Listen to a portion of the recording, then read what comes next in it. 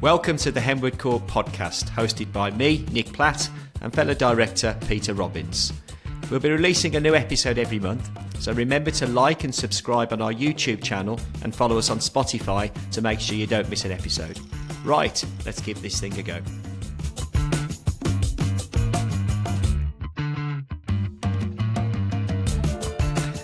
Hello, and welcome to Henwood Court's first ever podcast. We're launching into something we've never done before. I'm joined by Peter Robbins, Director of Henwood Court, and my name's Nick Platt, Managing Director of Henwood Court Financial Planning. The idea behind launching our podcast is so we can reach our community of the team and of course our clients, and talk about subject matters that are of interest to our clients. So we'll be talking about a variety of subjects in our podcasts, which we're hoping to launch once every month. And we're going to be talking about retirement, we're going to be talking about pensions, we're going to be talking about investments, but most importantly, we're going to be talking about the lives of our clients. Ultimately, our goal as a business at Henwood Court is, yes, of course, to help our clients manage their money effectively, smartly, to give them great advice and great service. But ultimately, our USP, we sincerely hope, is to help our clients live better lives through the smart management of their money. And we're hoping the ideas we're going to talk about today will help our clients and indeed a wider audience get better understanding about financial planning and the finance world in general. So for me, this is very much about getting our message across to our clients and a wider audience. Talking about deeper areas as well, again, whether that be on retirement, the big changes we've got coming in pensions very soon, investments, protection, and of course, business, which is very close to my heart. So that's my version of what we're looking to achieve with the Henwood Court podcast. Pete, over to you. Well, thanks, Nick. Yeah, I mean, just building on that a little bit, I think our real challenge is to try and make this a little bit more interesting and not necessarily your dull financial planning topics. Something that my wife would tell me is particularly difficult to do, but we're going to give it our best shot. Actually, I think that leads me into something that I wanted to talk about today briefly. I was talking to my father-in-law, who's an avid tennis fan. And in fact, his favourite player was Roger Federer. And he told me that Roger Federer won almost 80% of his matches when he was a professional tennis player. But when I did a little bit of digging into this, it turned out that Roger Federer only won about 54% of the points that he played. Wow. And you probably sat there thinking, well, what's this got to do with anything that we said we were going to talk Absolutely. about? But believe me, there is a bit of a tenuous link here. When I look at markets and returns in investments, you're not always actually looking to outperform or get positive returns every week, every quarter, every year. Whilst that would be nice, it's just not actually realistic. And I think Roger Federer's career tells us something about investments of going, well, actually, you don't need to necessarily react or overthink about if markets go down or backwards. What it's really about is just trying to stay the course. And over the long term, you're actually going to find that you're going to win more than you actually lose. And when we build that up over a significant period of time, you actually find that you can get quite significant returns. So that's a little bit of an insight into kind of how we're going to look to do this in terms of trying to find real life scenarios that aren't just based around what me and Nick might sit here on a day-to-day talking about, which will go over people's heads.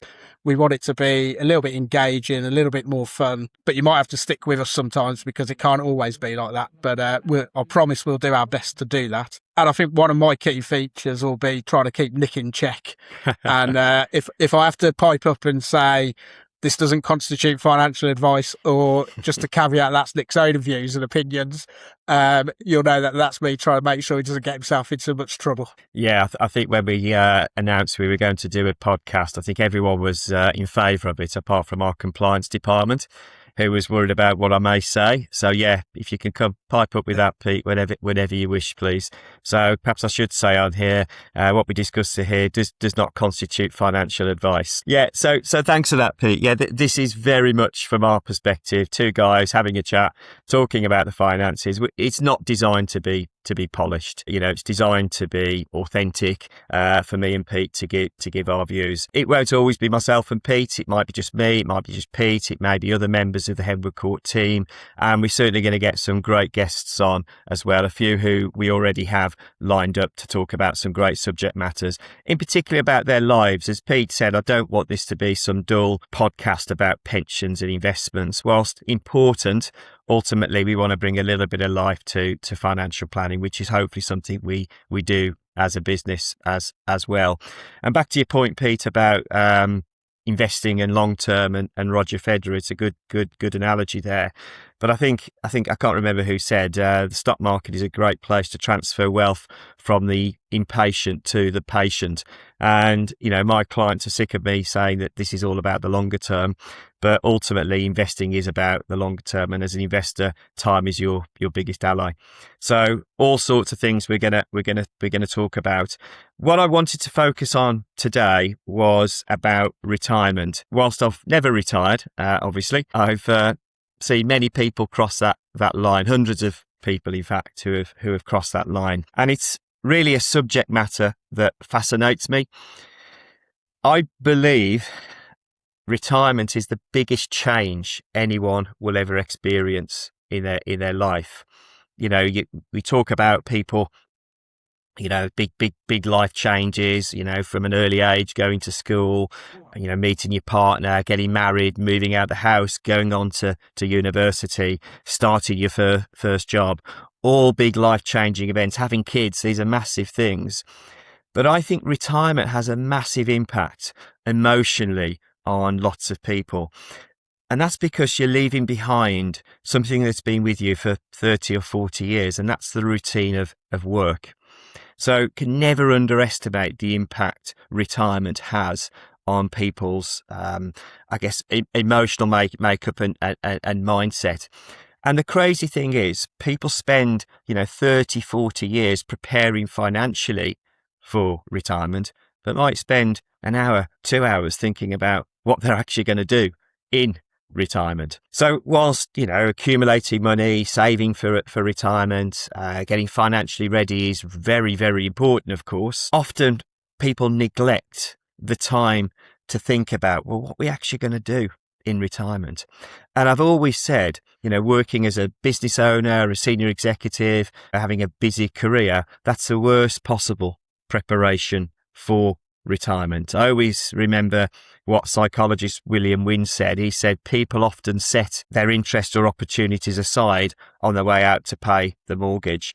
And that's so true. And people who are working today will be thinking, I've got no time, particularly if you've got, families and things going on. You've got no time. Well, guess what? When you retire, you've got plenty of time.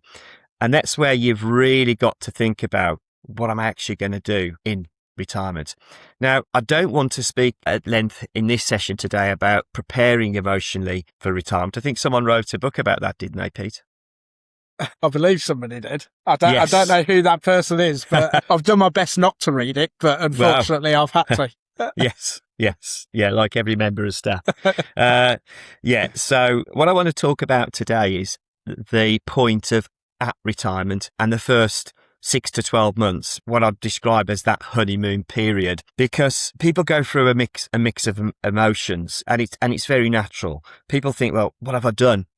They can feel a little bit lonely because they've disembarked the ship of their community and relations with colleagues, and they're waving from the deck, wishing them well. But your employer or your business won't prepare you for life after work or life after the boardroom. That's down to you. And often people feel a little bit guilty in the first few months because you feel you should be getting up and contributing and going off to work and doing something, and it feels like a bit of a holiday in the first few months. So it's a really difficult period that people do experience. So I really want to talk about how people can perhaps prepare best for the retirement and at that stage, because really we should be thinking about this 5 years prior to as well, just so you're preparing fully for retirement. I always joke with my team, I've started my retirement planning. I'm on that countdown, whether it's going to be 5, 10, 20 years, who knows? But I'm preparing for that life after work, and everyone should be doing the same.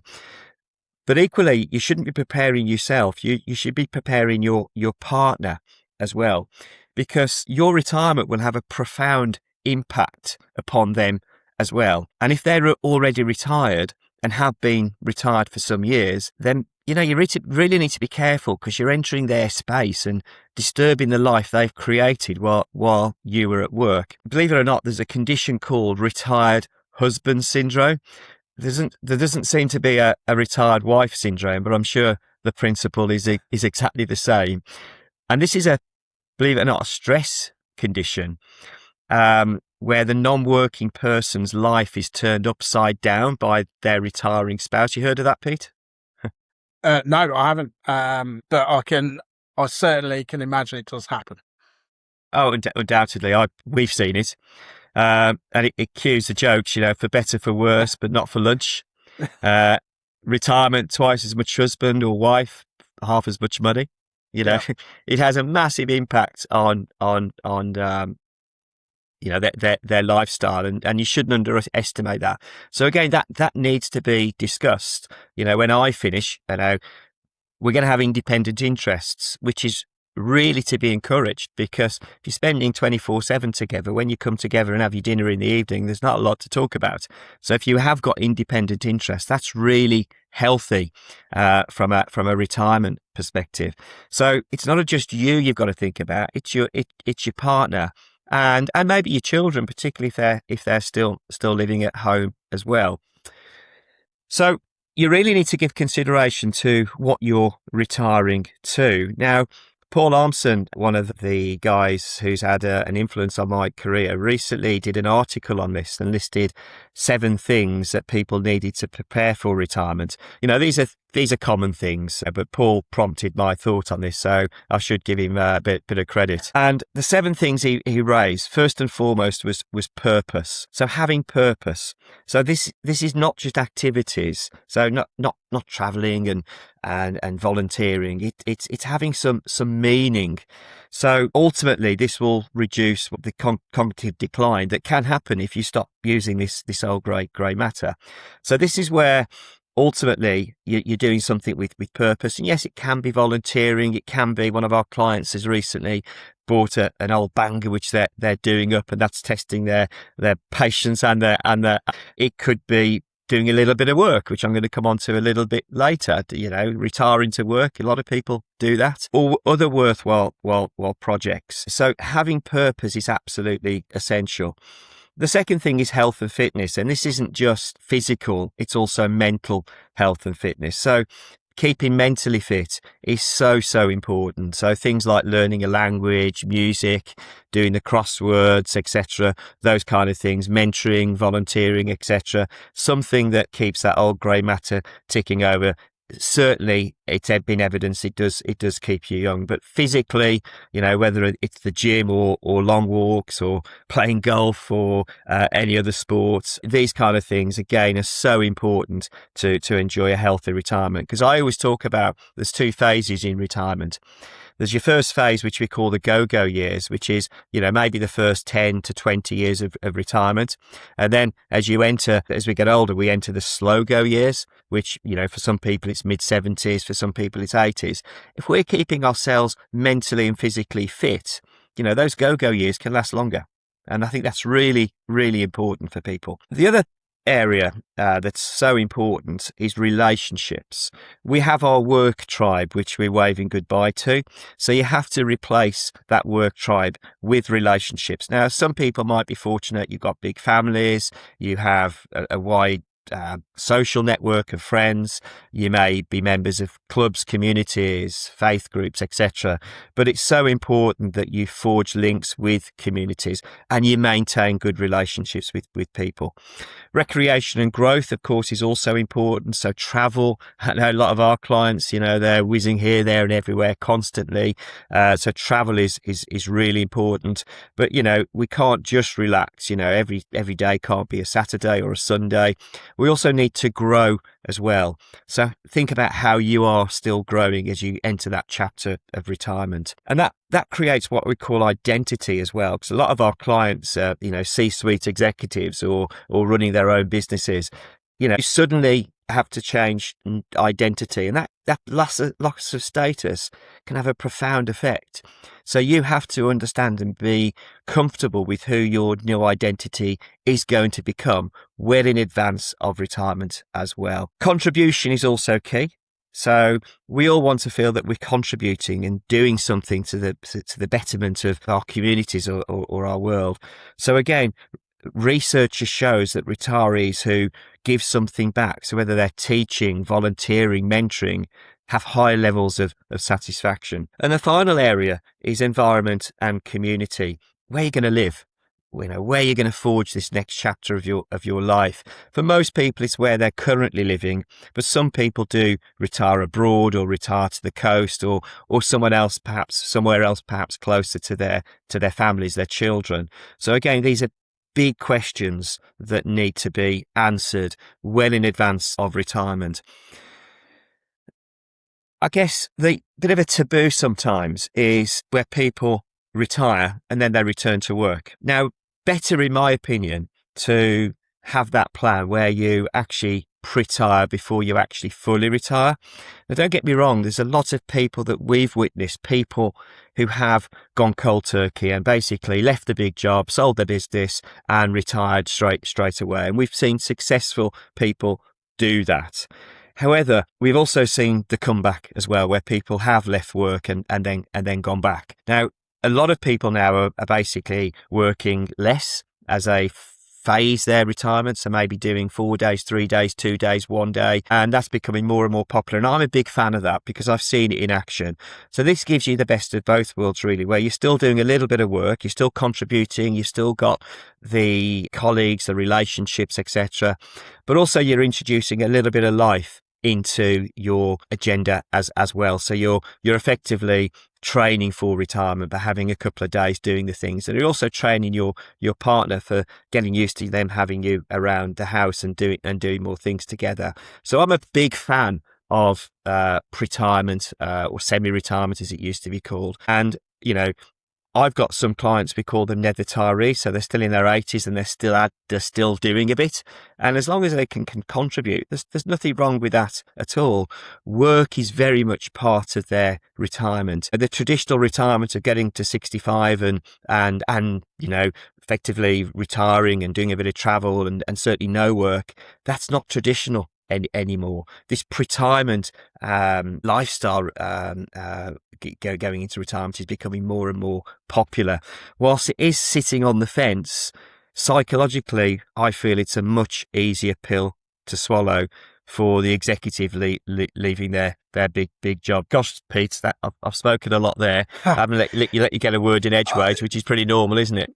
Well, yeah, I was going to say it is a normal day. I think something that jumped out to me as you were talking there was a lot of what you mentioned I related immediately to my own dad. He retired 15, 20 years ago. Having done 30, 35 years as a teacher, he then started doing some alternative work because he wanted to have something to do, doing some survey. He was one of those annoying people who would ring you up to book a survey for you to fill in. But then most recently, he found a hobby, so he started to learn how to play bowls. So in himself, that gave him something to learn to do. That, in your term, gave him a tribe because suddenly he had a group of people who he didn't know before and have given him that social environment that he'd lost from retiring, but also gave him that community and that sense of something to do because, he's got a busier social calendar than me now. I know where he'll be at 3:00 every single Friday. Admittedly, it's in the pub, but at least it's something for him to do. But also, when I speak to him, and he'll tell me what he's been doing, and it's that sense of purpose. Is he'll tell me that he's taken all the grass cuttings from the bowling green to the tip because no one else could do it. Yeah. And I'm going, well, should you be doing that given your age and where you're at? But actually, it's exactly that. It's his sense of giving something back to the bowling club as well. Absolutely.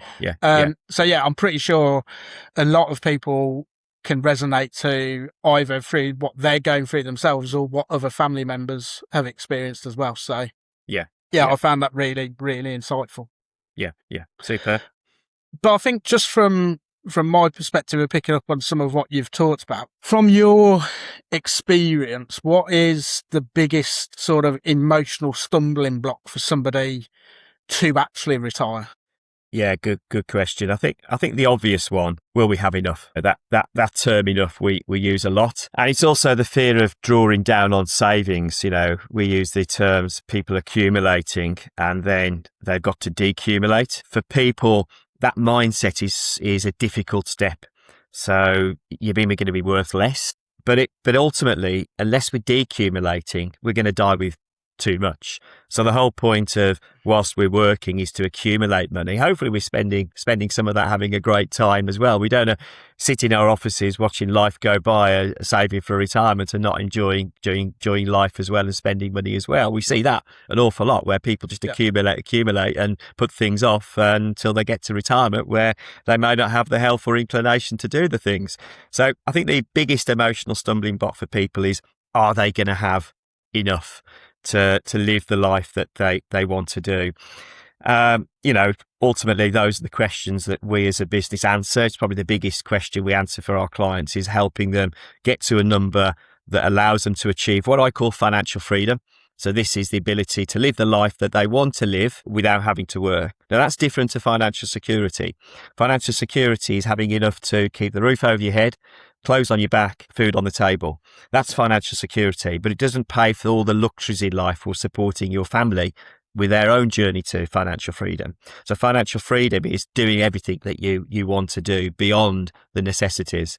So finding what that number is, we feel's the biggest question clients have and the biggest stumbling block while they'll continue to work for fear that they haven't got enough. And obviously, ultimately, that's what cash flow planning is all about. Scenario planning. What if you retired sooner? What if you spent less? And finding out what that number is and then probably adding a few numbers to that as well, because you just don't know what might happen. Or the kids might come with their begging bowl, needing something as well, which often happens. And so things can come from left field. So I think that's the biggest question people want to answer. Will I have enough? And for many people, that's deferred their retirement for fear that they won't have enough, and they continue to build that pot. So they have effectively too much and they're going to die with too much, which is also a problem because HMRC will come knocking with their contribution with IHT. Yeah. So I suppose on that front, people, if we moved it slightly earlier in life, the way people can avoid that is to actually start planning earlier, so that they transition from thinking we just need to be building up assets and building up this pot of money so that we've got enough. But to some degree, they could potentially be doing that blind of just going, we need as much as possible. Yeah. But actually, they might be putting off doing something now that they could do. Yes. And also actually just going, well, what does it look like? I sit here going, well, me and my wife make regular pension contributions and that's to build up a pot. But as I suppose you get closer and closer to retirement, you can avoid that shift by starting to think about it earlier, which probably most people don't actually do because they're thinking, well, I'm going to retire at 60, therefore I should start planning for it at 60. Yeah. But actually, they should probably be looking at it, say, when they're 55 or 50 and going, what does our future actually look like?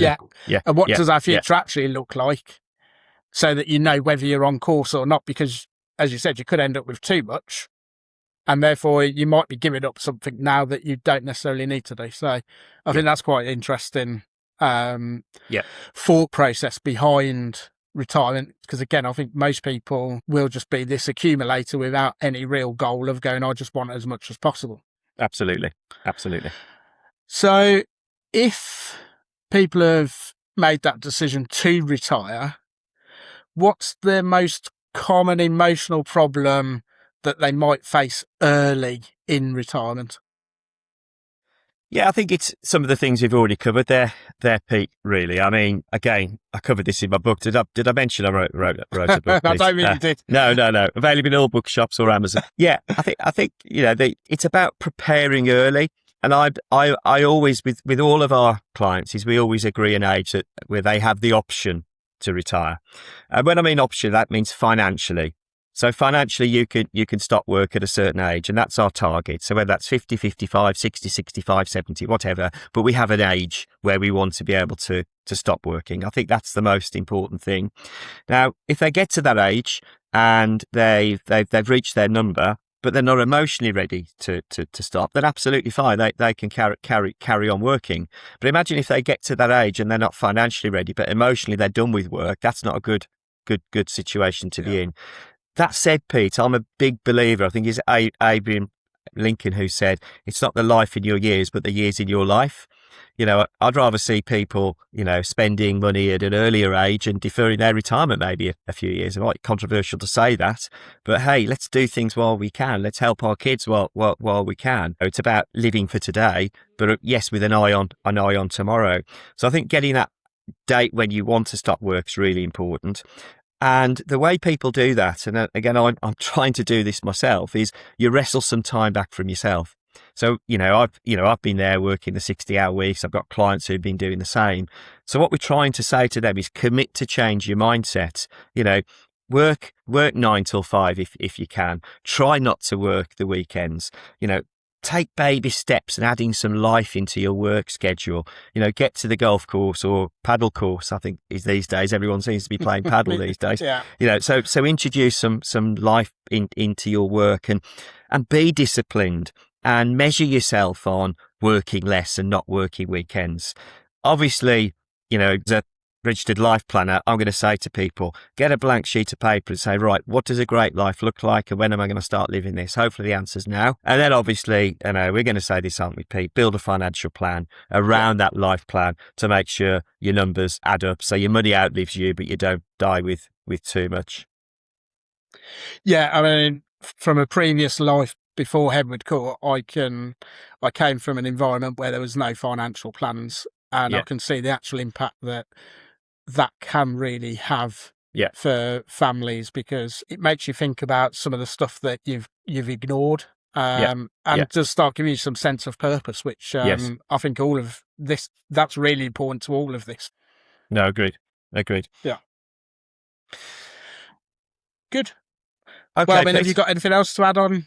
I've got nothing else to add. I think it's interesting. I don't think we've covered everything you can in retirement, but we tried to cover, I guess, in our first session, that at retirement emotions and how to prepare better for retirement, which again, just to repeat, I think is the biggest emotional change people will ever experience in their lives. So I think it's a good first kick-off. Pete, is there anything else you want to add? I'm conscious we've been going for about half an hour now. People are probably getting bored of us already by now. They probably have. Yes. No, all I was just going to add was for anybody watching on YouTube, me and Nick didn't coordinate our wardrobe, and we don't operate in a navy polo shirt environment, so please don't expect us in future to be matching.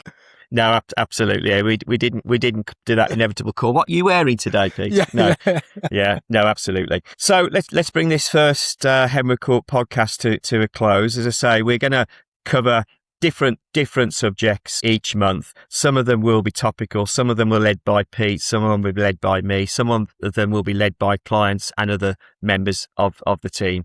So thank you for listening to our first podcast today, and be aware and keep your eyes out for our next session. Thank you. Yeah. Thanks all.